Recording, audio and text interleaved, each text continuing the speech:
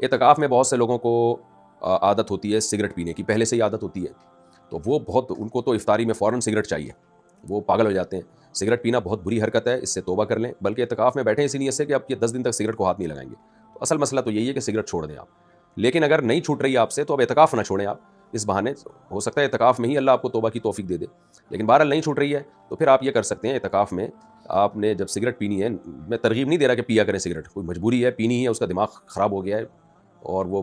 ایسا نہ ہو کہ اعتکاف والوں کو کوٹنا مارنا پیٹنا شروع کر دے،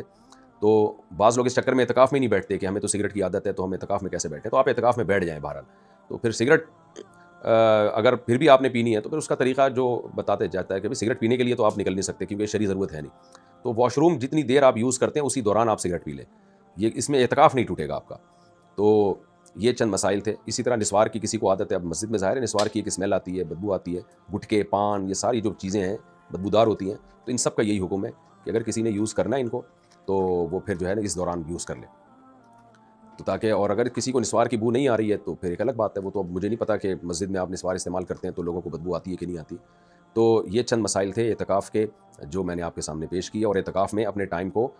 جو ہے ضائع ہونے سے بچانا چاہیے، عبادت کریں زیادہ سے زیادہ، شرعی مسائل سیکھیں، موبائل کا استعمال اعتکاف میں کم سے کم کریں، ٹک ٹاک اور انسٹاگرام اس میں آپ کو پتہ ہے بڑی بےہودگی ہوتی ہے، لڑکیوں کی ویڈیوز آنا شروع ہوتی ہیں،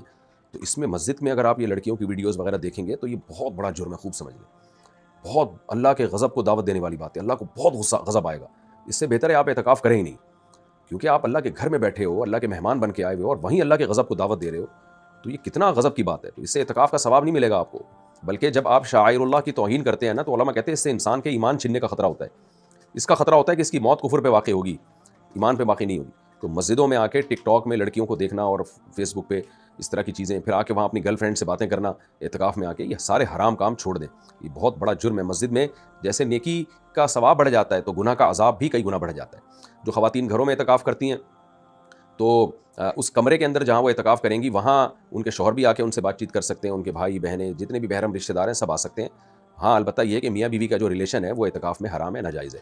تو باقی یہ کہ وہ وہاں سب ملاقات کے لیے آ سکتے ہیں، البتہ وہ خاتون پردے کا اہتمام کریں۔ اعتکاف کی حالت میں نامحرم سے باتیں کرنا یا بے پردہ ہو کے نامحرم کے سامنے بیٹھ جانا یہ زیادہ بڑا گناہ ہے، کیونکہ اعتکاف ایک عبادت ہے، شعائر اللہ میں سے ہے، تو یہ اس پھر اعتکاف کی توہین ہوگی۔ تو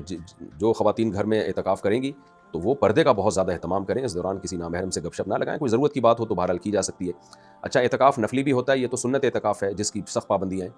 تو اصل ثواب تو یہی ہے جو نبی صلی اللہ علیہ وسلم سے ثابت ہے، لیکن بعض لوگ نفلی اعتکاف بھی کر رہے ہوتے ہیں کہ رمضان کے آخری عشرے میں 3 دن کا اعتکاف، 1 ہفتے کا اعتکاف، تو اس میں پھر کوئی پابندیاں نہیں ہیں، پھر اس کا وہ ثواب بھی نہیں ہے جو 10 دن کے اعتکاف کا ہوتا ہے، تو اس میں پھر کوئی پابندیاں بھی نہیں ہیں، تو وہ ویسے ہی بس آپ وہ بیٹھ جائیں جا کے، جتنا دیر مسجد میں اعتکاف کی نیت سے آپ گزار سکتے ہیں گزار لیں، وہ پھر کسی چیز سے نہیں ٹوٹتا،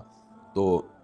لیکن اصل اعتکاف وہ سنت اعتکاف ہے، اس کے اہتمام کی کوشش کریں۔ ہم نوجوانوں کو ترغیب دیتے ہیں کہ چلو تم سے 10 دن کا سنت اعتکاف نہیں ہو رہا تو نفلی اعتکاف کر لو، چلو کسی بہانے وہ مسجد میں آئیں تو صحیح، نا مسجد میں جڑیں تو صحیح، مسجد کے ماحول سے تو متاثر ہوں، شاید کچھ اللہ کی باتیں سننے کی ان کی توفیق ملے، اللہ اللہ کرنے کی توفیق دے،